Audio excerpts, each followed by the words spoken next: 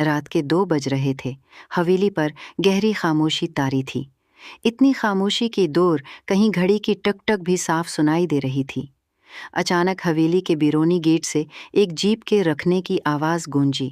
کچھ ہی لمحوں بعد غازیان اندر داخل ہوا۔ وہ آج ایک لمبی ریڈ کے بعد واپس لوٹا تھا۔ تھکن اس کے چہرے سے صاف ظاہر ہو رہی تھی۔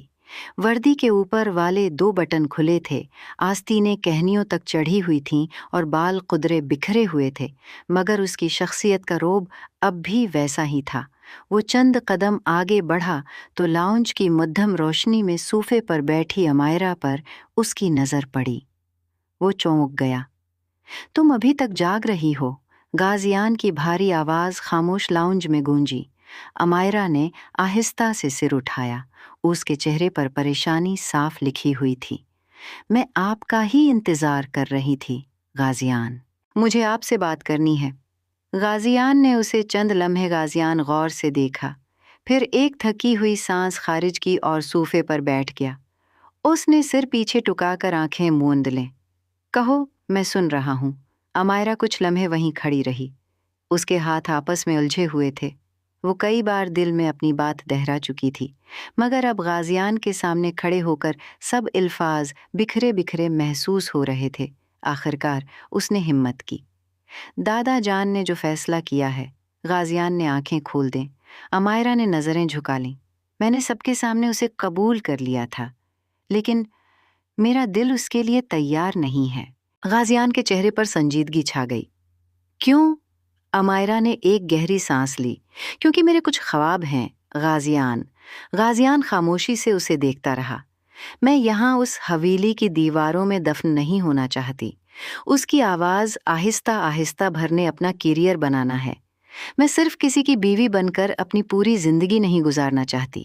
وہ ایک لمحے کو رکھی، پھر دھیمی آواز میں بولی، اگر یہ شادی ہو گئی تو آپ کا عہدہ، آپ کی وردی اور دادا جان کی عزت کبھی مجھے ان خوابوں تک پہنچنے نہیں دے گی۔ غازیان چند لمحے خاموش رہا، پھر اس کی آنکھوں میں ایک عجیب سی سختی اتر آئی۔ لگی، میں شہر جانا چاہتی ہوں، تمہارا دماغ تو ٹھکانے ہے امائرا۔ اس کی آواز دھیمی تھی، مگر اس کے اندر اٹھنے والے طوفان کا اندازہ صاف ہو رہا تھا۔ تم اس حویلی کی بیٹی ہو جہاں لڑکیوں کو پڑھنے کی اجازت بھی بڑی مشکل سے دی جاتی ہے، اور تم چاہتی ہو کہ میں دادا جان سے کہوں کہ میری ہونے والی بیوی شہر جا کر اداکاری کرے گی، مجھے ایکٹنگ کرنی ہے۔ امائرا نے کانپتے ہاتھوں کے ساتھ اپنی بات پر قائم رہتے ہوئے کہا، پڑھنے کی اجازت بھی تو آپ ہی نے دلوائی تھی نا غازیان، تو پھر میرے خوابوں کے لیے کیوں نہیں لڑ سکتے؟ غازیان کی پیشانی پر بل پڑ گئے۔ تعلیم ایک ضرورت ہے امائرا، لیکن اداکاری؟ وہ صوفے سے اٹھا اور اس کے بالکل قریب آ گیا۔ اس کی آنکھوں میں غصے کی آگ تھی۔ تم جانتی ہو میں کس عہدے پر ہوں؟ اس علاقے کے لوگ میری مثال دیتے ہیں۔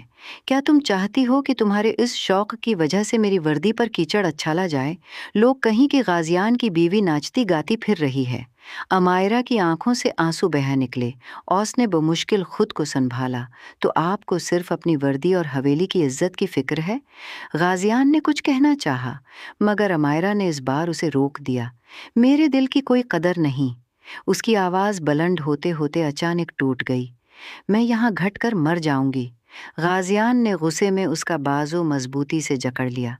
اس کی گرفت میں بے پناہ سختی تھی۔ مرنا منظور کر لو، لیکن یہ بے حیائی والے خواب دیکھنا چھوڑ دو۔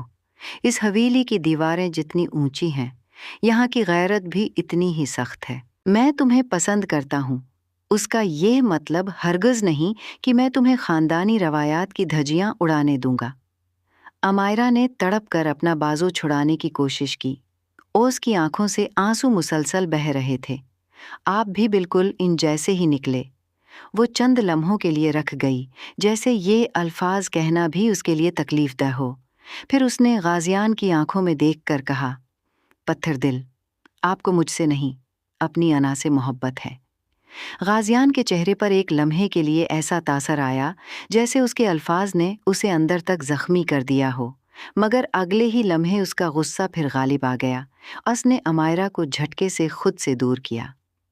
سمجھ لو جو سمجھنا ہے، یہ شادی ہوگی اور اسی حویلی میں ہوگا۔ اب ایک لفظ بھی اس ایکٹنگ کے بارے میں سنا تو مجھ سے بڑا کوئی نہیں ہوگا۔ وہ پلٹا، اس کے قدموں کی آواز پوری راہداری میں گونجتی ہوئی دور ہوتی چلی گئی۔ امائرا وہیں کھڑی اسے جاتا دیکھتی رہی۔ اسے یقین نہیں آ رہا تھا کہ جس شخص کے بارے میں وہ سوچتی تھی کہ شاید وہ اس کے خوابوں کو سمجھے گا،